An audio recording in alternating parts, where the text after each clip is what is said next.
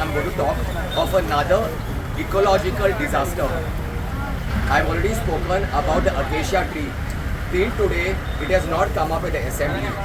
Back again, I'm talking of another ecological disaster for the forest of Goa. Mushrooms, wild mushrooms. In 1992, it was banned, but yet nobody has taken it up seriously. They are removed from the wildlife sanctuaries of Satari, Valpoi, Kankon.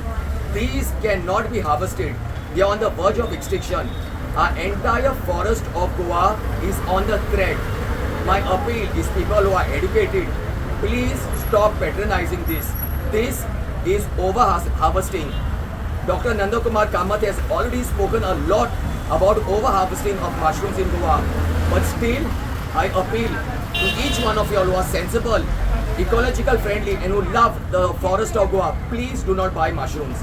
Buy the ones which are cultivated. I understand they are very delicious, but the rate they are being removed is too drastic, and we are going to lose our forest of Goa because they play a very important role. So please take me seriously and think about it.